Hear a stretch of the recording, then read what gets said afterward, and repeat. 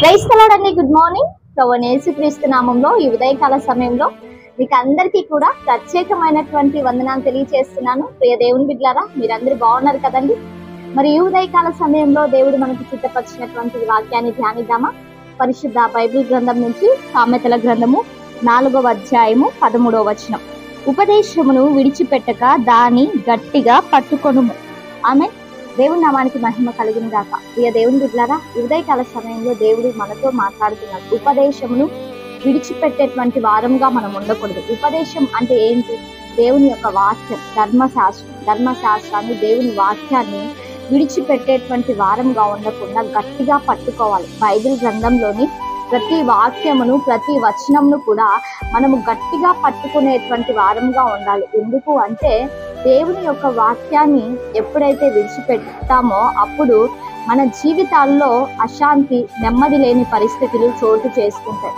ఉపదేశాన్ని ఎప్పుడైతే నువ్వు గట్టిగా పట్టుకుంటావో నీ యొక్క హృదయంలో ఎటువంటి చెడు మాలిన్యము కూడా చేరుకునేటువంటి పరిస్థితులు నీవు చూడవు అండి. దేవుని యొక్క వాక్యాన్ని హృదయంలో పెట్టుకోవాలి. ఎందుకు అంటే హృదయము అన్నిటికంటే ఘోరమైనది, అది మోసమైనది, మోసకరమైనటువంటి వ్యాధి కలది. కాబట్టి ప్రియ దేవుని బిడ్డలారా, ఎప్పుడైతే మన యొక్క హృదయాల్లో దేవుని యొక్క వాక్యము ఉంటుందో అప్పుడు మన యొక్క హృదయం మంచిగా ఉంటది. అప్పుడు మన యొక్క హృదయంలో ఎటువంటి పాపము, ఎటువంటి కల్మషము ఉండకుండా ఎప్పటికప్పుడు కూడా మనము పరిశుద్ధపరచబడతాం. ఎందుకు అంటే దేవుని యొక్క వాక్యము మనకి జీవాన్ని ఇస్తుంది. దేవుని యొక్క వాక్యము మనకు వెలుగుని ఇస్తుంది. దేవుని యొక్క వాక్యము ప్రతి మెట్టగానున్నటువంటి స్థలములను సరళము చేసి నువ్వు ఏ మార్గము గుండా ప్రయాణం చేయాలో దేవుని యొక్క వాక్యము నీకు ఉపదేశిస్తుంది. కాబట్టి దేవుని యొక్క వాక్యము సత్యమైనది, నిర్మలమైనది. కాబట్టి ఉపదేశాన్ని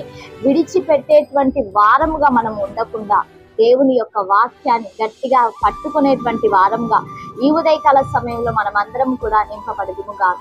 ఆమేన్. అందరం కళ్ళు మూసుకుందామా? ప్రార్థన చేసుకుందాం. సజీవుడా, సర్వోన్నతుడా, సర్వాధికారి, సర్వాంతర్యామి, మీకు వందనాలు ప్రభువా. ఈ ఉదయకాల సమయంలో ఈ కార్యక్రమాన్ని చూస్తున్న ప్రతి బిడ్డను కూడా మీరు జ్ఞాపకం చేసుకోండి అయ్యా. దీవించండి, సకల సమృద్ధి చేత ఆశీర్వదించండి, మంచి ఆరోగ్యాలు దయచేయండి, నీ బిడ్డలకు బలము, శక్తిని దయచేయండి.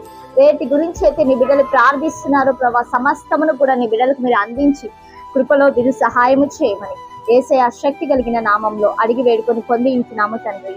ఆమేన్. Praise the Lord. God bless you all. Have a good day.